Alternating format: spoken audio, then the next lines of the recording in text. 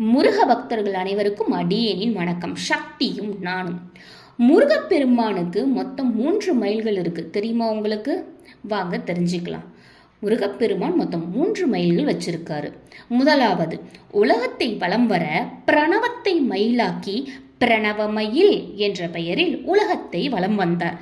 அதற்கு மந்திரமயில் என்று பெயர். இரண்டாவது, சூரனை சம்ஹாரம் செய்ய புறப்பட்ட போது தேவேந்திரன் மயிலாக இருந்து முருகனை சுமந்தார். அது தேவமயில் என்று பெயர். மூன்றாவது, அசுரனை சம்ஹாரம் செய்த பின்னர் சூரன் சேவலாகவும் மயிலாகவும் மாறி முருகப்பெருமானை தாங்கிக் கொண்டார். அந்த மயிலுக்கு அசுரமயில் என்று பெயர்.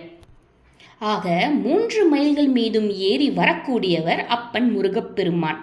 இது எல்லாத்துக்கும் மேல நம்ம மனதை முருகன் ஏறுறதுக்கு தகுதியான மயிலாக மாற்றினால் அப்பன் முருகன் நம் மனதிலும் எழுந்தருளி நமக்கு அருள் புரிவான்ங்கிறதுல எந்த ஐயமும் இல்லை.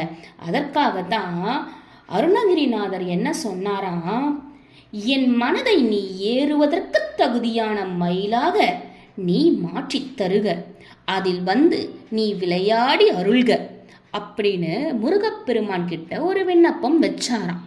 இவ்வாறு அப்பன் முருகப்பெருமான் விளையாடுறதுக்கு பயன்படுத்துகிற மயில்கள் 3. அந்த 3இன் பெயர்களும் நான் சொன்னேன். அது எப்படி உருவாச்சுங்கிறதும் இப்போ உங்களுக்கு தெரிஞ்சிருக்கும் இல்லையா?